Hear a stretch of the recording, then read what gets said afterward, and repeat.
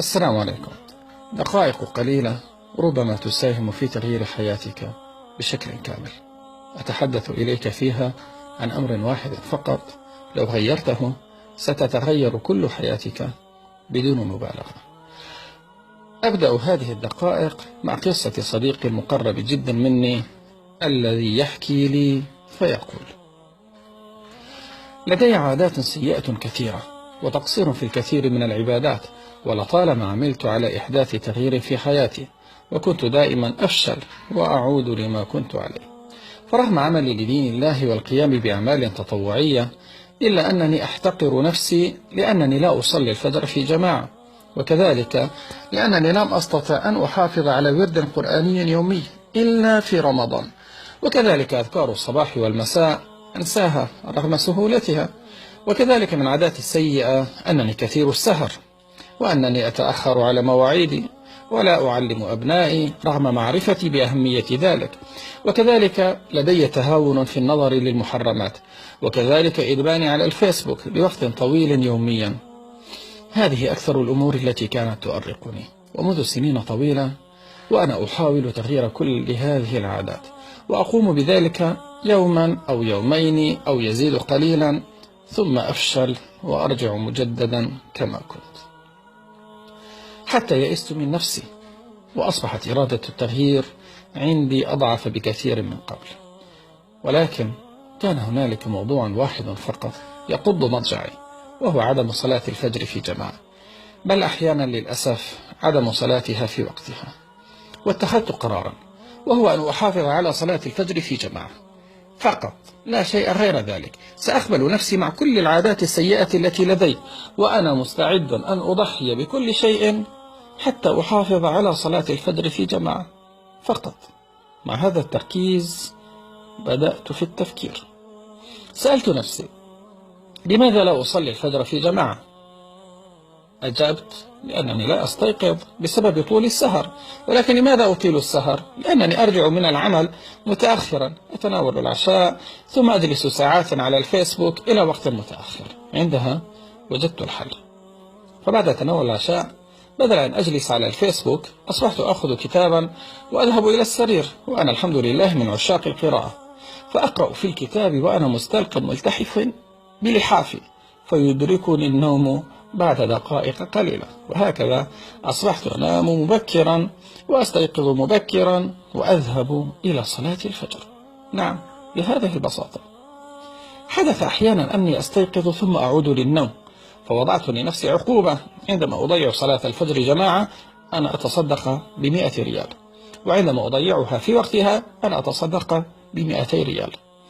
أعرف أن هذه العقوبة مجعة بالنسبة لي، ولكن يجب أن تكون كذلك حتى تؤدي عملها، والحمد لله نجحت. كلفني الأمر حوالي 1000 ريال، ولكنني كنت مستعدا أن أدفع ما هو أكبر من هذا بكثير. وأكثر شيء ساعدني على الإطلاق هو كثرة الدعاء أن يعينني الله على ذلك. لكن الملفت للنظر والذي أحب أن أركز عليه أنني عندما بدأت أصلي الفجر في جماعة تغيرت كل حياتي. فعادة السهر كما عرفت أقلعت عنها، وكذلك الفيسبوك خففت كثيرا منه. ولأنني أصبحت أصلي الفجر في المسجد وأنا بكامل نشاطي، صرت أجلس بعد الصلاة وأقرأ القرآن، فواظبت على ورد يومي.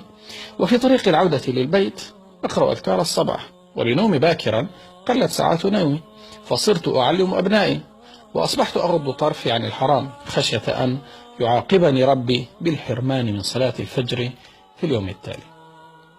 ثم نظر لي صديقي وقال بأجمل بريق عينين يمكن أن تراهما في حياتك، قال لي: لقد تغيرت كل حياتي تماما.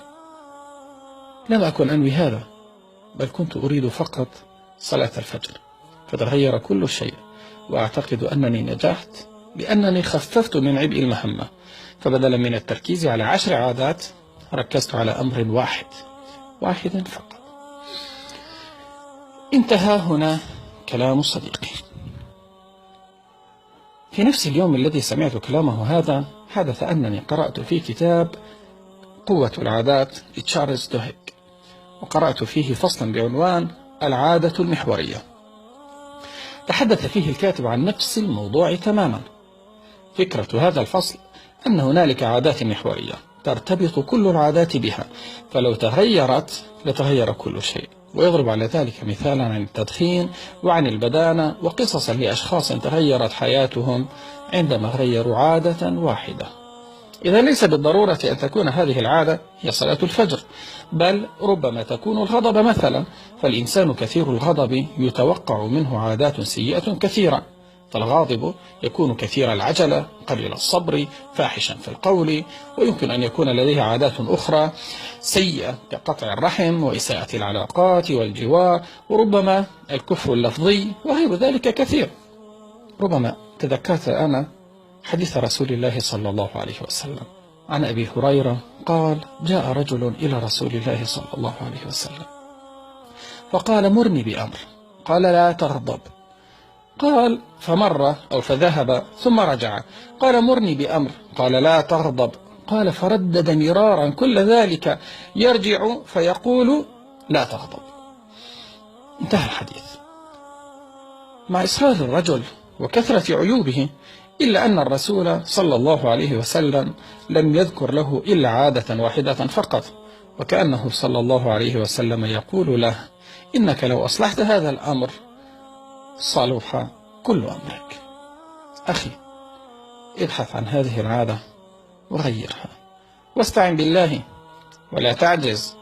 ولو أحسست أن هذه الدقائق مفيدة وأنها ستساهم في تغيير حياتك فانشرها، وكن أنت أيضا سببا في تغيير حياة الآخرين إلى الأفضل. إن أعجبك الفيديو لا تنسى الإعجاب والاشتراك في القناة.